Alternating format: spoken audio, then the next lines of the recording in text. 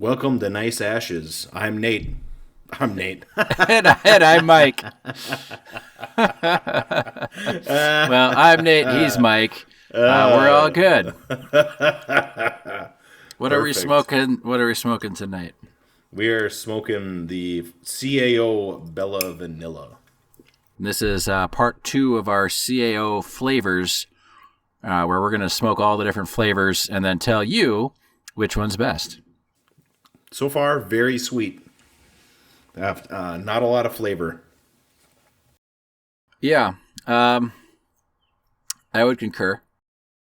The interesting thing is, just a couple days ago, I had smoked a Placencia Alma Forte, and it's a hex press, and it's chocolate and citrus. But actually, for the first maybe inch and a half, 2 inches, there wasn't really any hint of the flavor in that one. So definitely curious to see if this one will. Sure, change over time. So we had smoked the Moon Trance, which is a bourbon vanilla, and now we're doing the Bella Vanilla. We decided to do the vanillas back to back, at least for our listeners. Yes. But it is much sweeter than the Moon Trance, and I don't know what Bella Vanilla is, if it's just what they decided to call it, but I don't think it's quite as tasty as the Moon Trance, the bourbon vanilla. No, so far the tobacco isn't entirely satisfying either. But I'm not even a quarter inch in, really, so. Yeah. We'll see. We shall We will see. see how it goes. Yes. So, And, what are we going to talk about today, Nate? I thought we would talk about some nipples. Perfect. You're talking about rigid steel or EMT or black pipe, something like that? Something. Any kind of nipples, they're all good. Zerks? No, but the I don't know if anyone remembers. There was, I guess, I did a little looking it up. Not so much the nipple part, but there was, I guess, like a movie or documentary that came out maybe 2016, and it was called "Free the Nipple." Okay. And I don't know if you've seen that hashtag, hashtag Free the Nipple, but that's kind of where this term originated from, because leading up to this documentary, and I don't know how accurate it is because I've never seen it, but leading up to this documentary, they were doing a whole bunch of social campaigning to make the female nipple as acceptable in public as the male nipple is. So if any of you have gone to a beach or a pool or just your neighbor's backyard in the summer, you have probably seen somebody else's male nipple. I suppose so, yes. And maybe if you're a male, you have exposed your nipple to other people. Oh, yes. So I guess what I wanted to kind of talk about is the female nipple inherently sexual? Should they be allowed to, free their nipples in public spaces? And what do we think about that? Well, I know what I think. All right, and so I think we're gonna try, and maybe we won't try, but I was hoping we would try to be kind of objective about this. I mean, my initial thought is, love the nipples. Let's see all the nipples. But I don't think that's taking into account all of the different viewpoints or things that maybe you should take into account when thinking about nipples. I mean, I am also pro nipple, and I would be a big fan. But, I recently read an article, or not read an article, I was watching a YouTube video, and the guy linked it to an article, so I read the article after the guy mentioned it. But apparently in several countries, including Australia, female Uber drivers are allowed to discriminate against male riders. and this worked in Latin America and other places. So the women drivers are allowed to only have male customer or female customers if they want. There's a little thing they can check. So I don't think most women could handle the amount of negative attention that they would receive as a result of going around topless. I think that even the women who want to advocate for freeing the nipple would only do so one time. It would only take once. Or maybe, certain areas, like the beach, maybe. Maybe. I don't know. Like I'm trying to think of all the times I'm shirtless, and it's not very many. Yeah, cruising like the lake. out in public, Yeah, cruising the lake I could maybe see. But even then, I don't think that they would want that, drunk boaters, I mean, I just don't see a lot of instances where most women would be okay with the attention they get.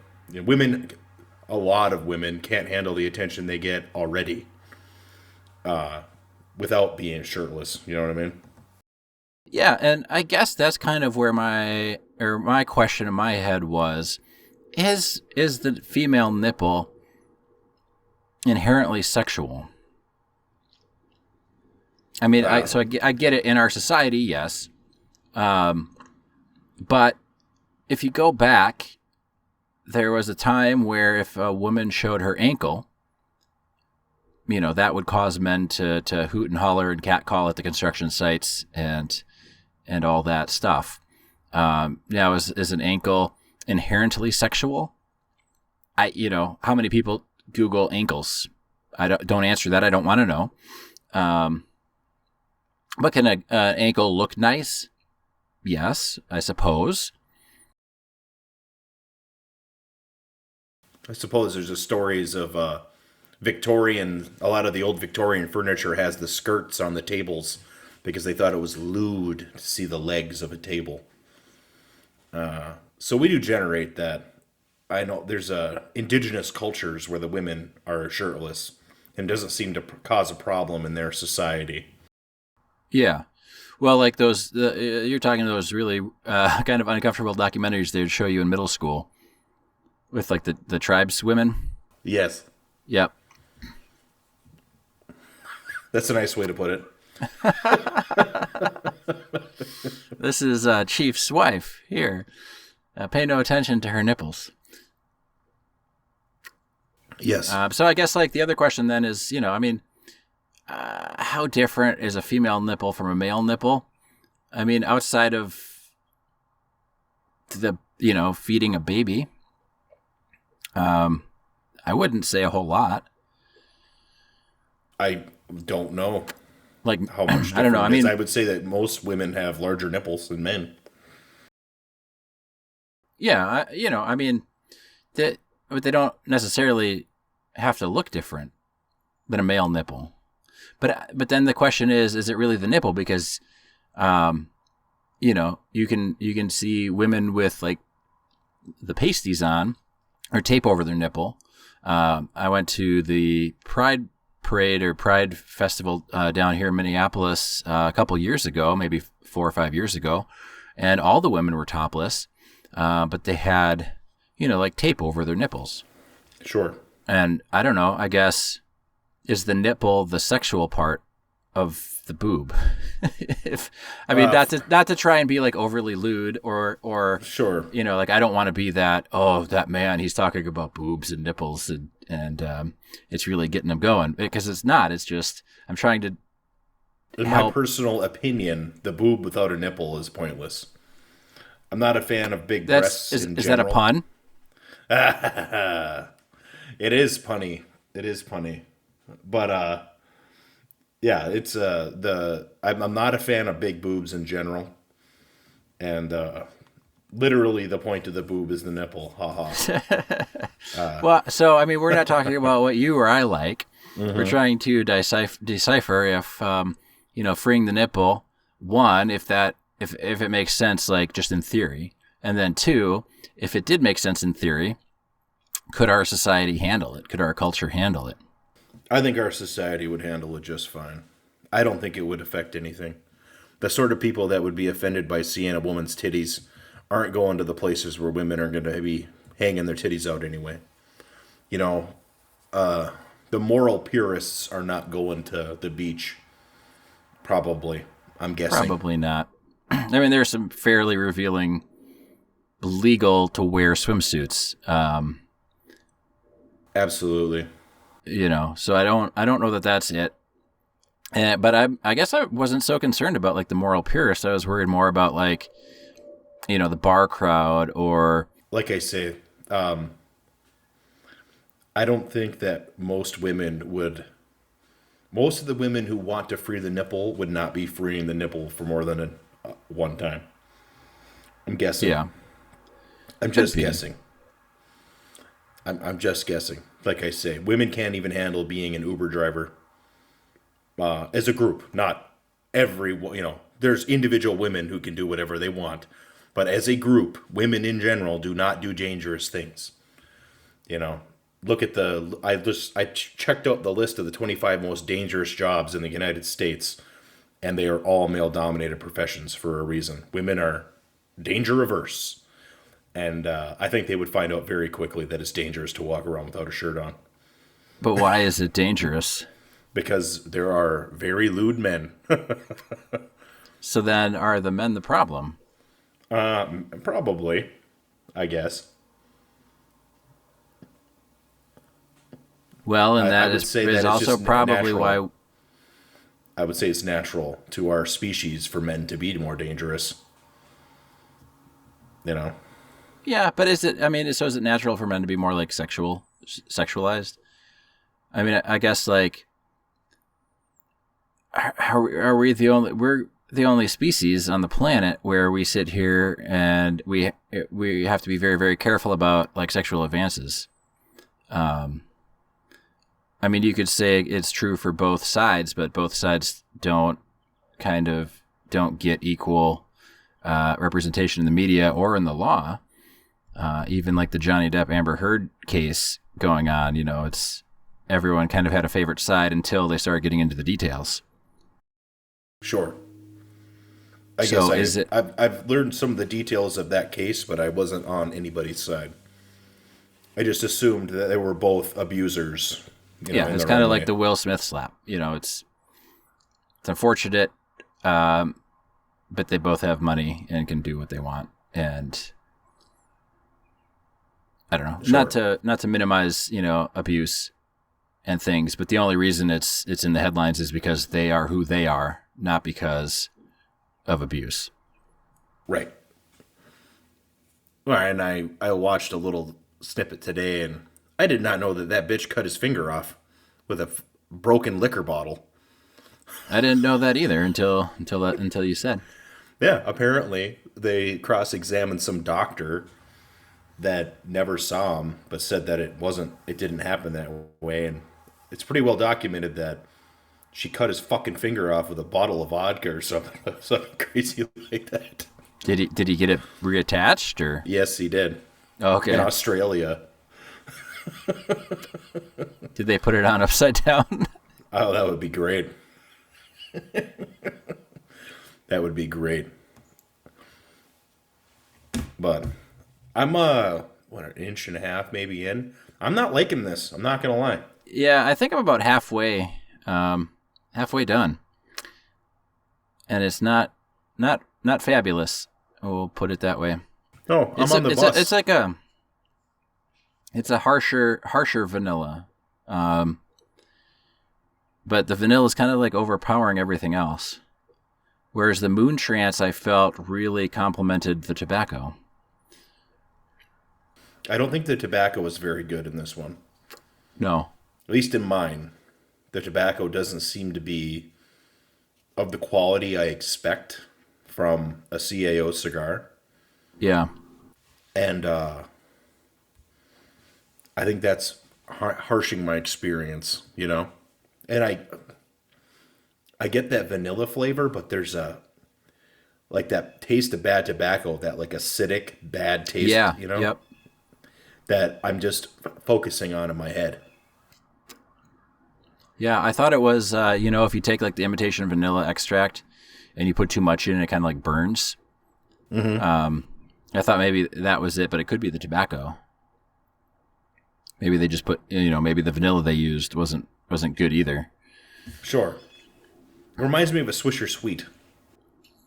Yeah, not quite that bad, but I would see no reason, and it might be early to call it, but I would see no reason to ever grab this over the Moon Trance if you wanted a vanilla cigar. No, I love the Moon Trance. Like I say, we were at the Renaissance Festival 3-4 years ago. Even 4 years ago. I bought 2 of them, and Sarah had never smoked one, and she loved it. She thought it was great.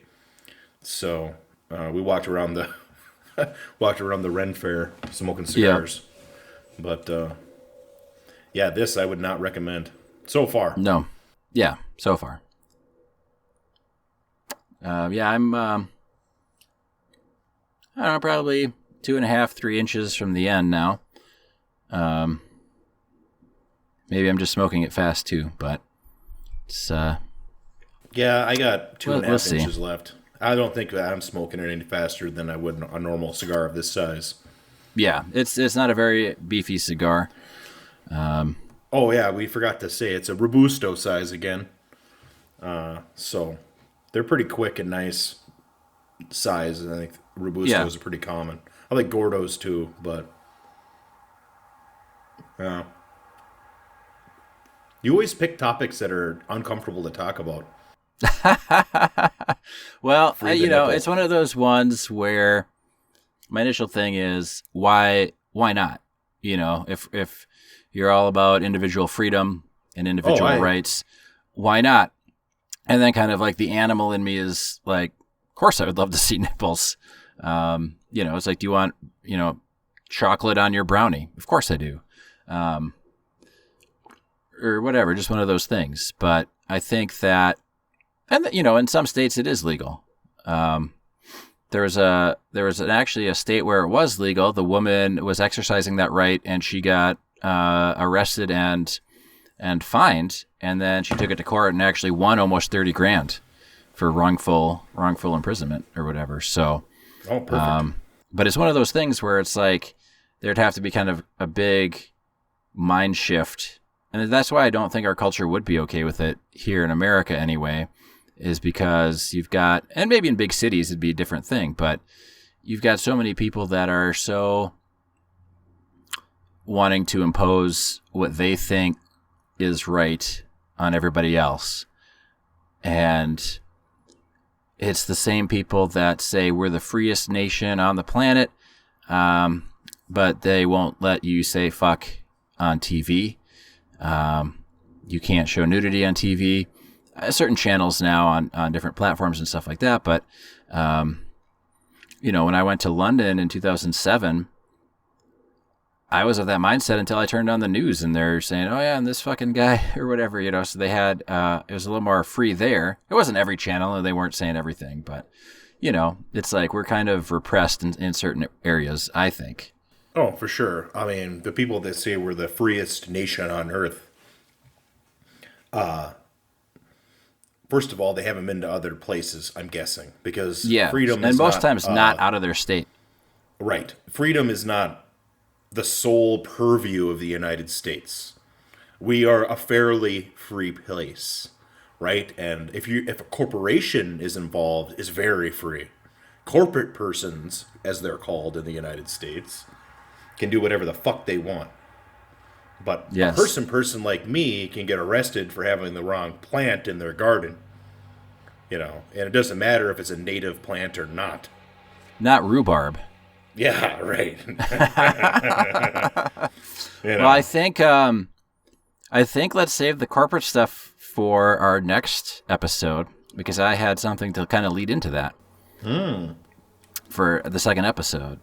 Interesting. The next episode. Sure. Unless you had something in mind. No. I was going to talk about the most dangerous jobs in the country. And let's do that and finish up this cigar, and let's talk about the most dangerous jobs. Yeah, I was going to make fun of police and ladies who can't handle driving a fucking taxi. Okay. Now, when you say you're going to make fun of police, are you making fun of the police that can't tell their service pistol from their taser?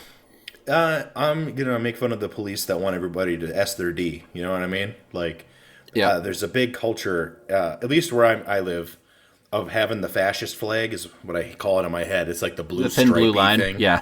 Yeah, the fascist flag, and it's like you motherfuckers don't even have top 20 most dangerous jobs. You know what I mean? Like, Yeah. I've had several different careers in my life, and three of them are more dangerous than what a police does by the numbers, more Yep. dangerous. So, I Let's get into it. next episode. Let's do it next Oh, I episode. thought we were doing that this episode. Oh, we can do that this episode. That's fine. Sure. I don't know. I've got 2 inches of the cigar left. No, so do I. Unfortunately. Yeah. CIO, you failed on this one. I'm not going to lie. So anyway, I started getting into this little subject because Uber was going to allow women, or is going to allow women in Australia, but they've already been doing it in Latin America, to only take female customers. And there's a shit ton of videos of male Uber drivers getting attacked by women, and now this right-wing hate machine's all getting their panties in a twist. So I was like, well, taxi drivers, I've always been told driving a taxi is pretty dangerous. So I looked it up, and I went to the University of Delaware site. This is from 2020. So we're looking up data from the university, and should be a fairly, good site or whatever. Yeah. Most dangerous job, logger. It's twice as more dangerous or twice as dangerous as the next job, right? Okay. So it's the most dangerous by far. It's 111 injuries, fatal injuries, deaths per 100,000 workers. Yeah. Is the next most dangerous job to be a tree? You would think so, right? Yeah. Sorry, little lumberjack joke there. The second most dangerous job, which I'm not sure how they do this, because flying is less dangerous than driving. Yeah. But it's aircraft pilot and flight engineers. So basically piloting an aircraft, and that's 53 per 100,000. So it's half as dangerous. Well, are they taking into account like the little Cessnas and things like that? So there's I'm an awful guessing lot that of they like are. private plane crashes. Right. I feel. Yes. The majority of aircraft pilot fatalities occur in crashes of privately owned planes and helicopters rather than Okay. regularly scheduled commercial jet aircraft. Okay. So it's taking the private stuff into account. The third most dangerous job, which I've done, derrick operators in oil, gas, and mining. So Yep. working on oil derrick or drill rig or something to do with the oil industry and the fracking and the drilling and things of that. So it says derrick, rotary drill, service unit operators, oil, gas, and mining, which I used to do that Yep. as an electrician, but we would work on the rigs and shit too. I definitely did not have the most dangerous job on a drill rig. All I was doing was hooking up temporary power and fixing stuff when it broke. Yep. So, not trying to put myself out there, but I have done that job. Number 4 is roofers. Okay. No shock there. 5 is garbage collector. Now, garbage collector is number 5, and it's 34 in 100,000. So we're already down to a third less dangerous than logging. Yeah. Iron worker. Never been an iron worker. Delivery driver, which they drive around all the time. So of course they're gonna be Yeah. in vehicle accidents a lot. Farmer. Firefighter supervisor. I don't know why the supervisors are there. But yeah, firefighter supervisor. And that's maybe 20 they don't. per 100,000 workers. So we're already down a fifth less than Yeah. the most dangerous job. 10 is lineman. I've helped linemen. I've never been a lineman, but I've helped them. They're also 20. Agricultural worker is 20, which I worked as an agricultural worker for 2 summers, and grew up in a rural area, so it shouldn't surprise anybody that I've done ag work. So that's 20 per 100,000. Crossing guards. I was a crossing guard as a child, but I'm guessing that these are in city areas. Yeah, I would imagine. Yeah. Crane operators, which is 19. Construction helpers, so laborers. I've done that. Yep. That's 18. Landscape supervisors. Again, why the supervisor? You would think that being the worker would be more dangerous than being the supervisor. Well, maybe the supervisor doesn't get the protective gear. Ah, yeah, maybe. That's possible. There's a lot of supervisors dying, though. Yeah. 18 per 100,000 seems like a lot. Highway maintenance workers, which I've done highway maintenance work. That's 18 per 100,000. Cement masons, 17. Small engine mechanic. Small engine mechanic. How the hell is a small engine mechanic on the most dangerous jobs list? Well, But it's 15. I don't know, but I do have a story about a small engine mechanic that I knew. It's a quick one. My grandpa had a cabin, and the neighbor there was a preacher. But one time he was working on his lawnmower, and he took it all apart.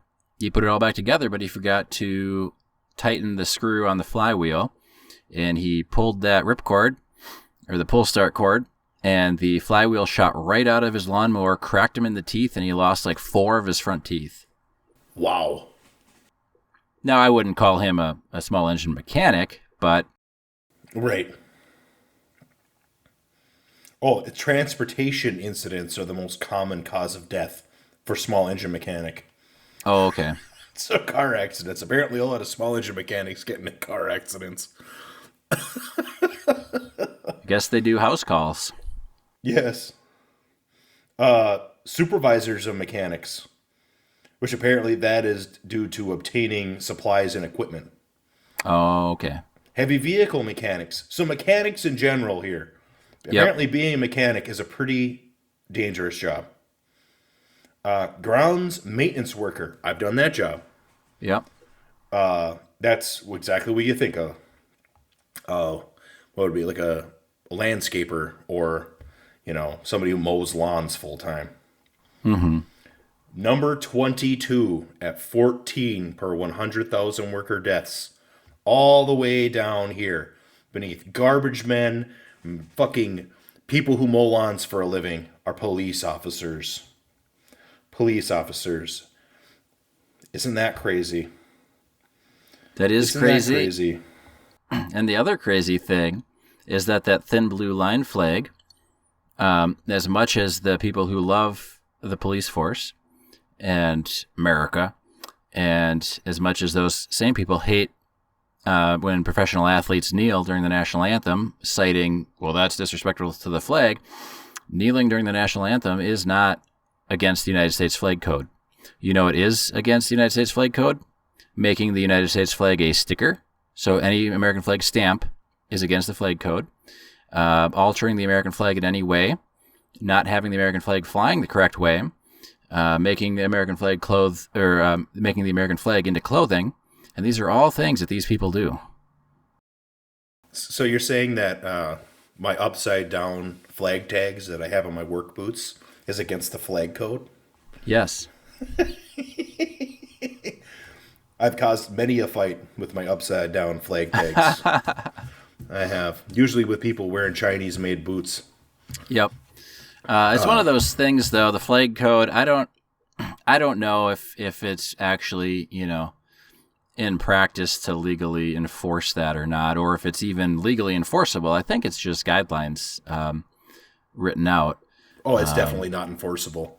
No, definitely not.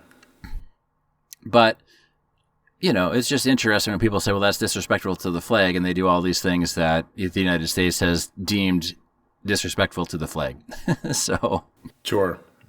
Well, and I know it would never pass legal muster, but I would support a law banning importation of any item with an American flag on it that wasn't made in America. How about the made in China American flags? Yes. Oh, easily. Or made in China American flag boots. I see fucking idiots buy these stupid cowboy boots with the American flag on them. They're made in communist China. That does bother me. I know it shouldn't, but Yeah. It does. All the same. So, speaking about communist China, and I've got about an inch left, which I might not actually finish. But I did hear that Biden said the United States would get involved militarily in Taiwan if China made a move. I saw that, yeah. Then he walked it back. Well, they always do. Well, Biden's a gaffe machine. He always has been. Yeah. And now he's more prone to that sort of thing as far as I can tell. Not to be too much of a dick, but... Yeah. Well, when you're a certain age, you just got to play the same old hits, you know? Right. I have about an inch and a half left of this cigar, and it is truly now acidic and atrocious. Yeah. Why don't we call it? Yeah. First time for the show, I think, that we didn't finish the cigar. Yep. Yeah. I'm not going to be too brokenhearted about it, though. No.